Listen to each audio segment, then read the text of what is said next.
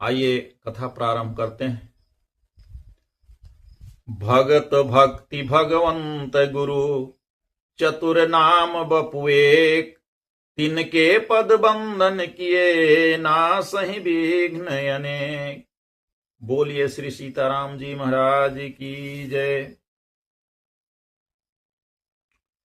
सृष्टि के प्रारंभ में जब ब्रह्मा जी ने सनकादि पुत्रों को उत्पन्न किया और वे निवृत्ति परायण हो गए, तब उन्हें बड़ा गलानी हुआ। इस गलानी के कारण ब्रह्मा रजोगुण और तमोगुण से अभिभूत हो गए। इससे ब्रह्मा के दाहिने अंग से स्वयंभू मनु की और बाएं भाग से शत्रुपा की उत्पत्ति हुई।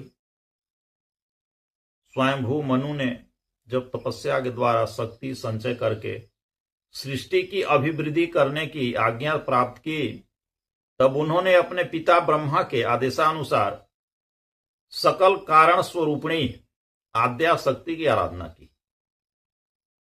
इनकी आराधना से प्रसन्न होकर के भगवती ने वर याचना की प्रेरणा की।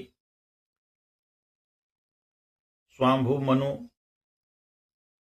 ने भगवती से बड़े विनम्र पूर्वक कहा, यदि आप मुझ पर प्रसन्न हैं तो ऐसी कृपा कीजिए जिससे प्रजा की सृष्टि का कार्य निर्विघ्न चलता रहे। देवी ने तथास्तु कहा और अंतर्ध्यान हो गई। इसके बाद मनु ने ब्रह्मा से एक उपयुक्त स्थान के लिए प्रार्थना की। ब्रह्मा जी ने मनु को भगवान विष्णु की शरण लेने का उपदेश किया। इसी समय भगवान बाराह रूप धारण करके ब्रह्मा की नासिका से निकल पड़े और थोड़े ही समय में बड़ा विशाल रूप धारण करके भीषण गर्जना करने लगे। उस समय सभी देव दानव ऋषि मुनि उनकी महिमा का गान करने लगे। उनकी स्तुति से प्रसन्न होकर भगवान ने जलमग्न पृथ्वी का उद्धार और उसकी स्थापना की। स्वयंभू मनु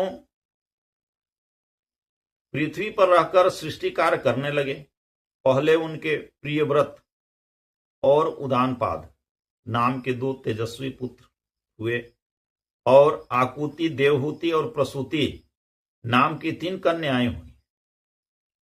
उदानपाद से ध्रुव जैसे भगवत भक्त प्रकट हुए और इनकी देवहूति नाम की कन्या से स्वयं भगवान ने कपिल रूप में अवतार ग्रहण किया।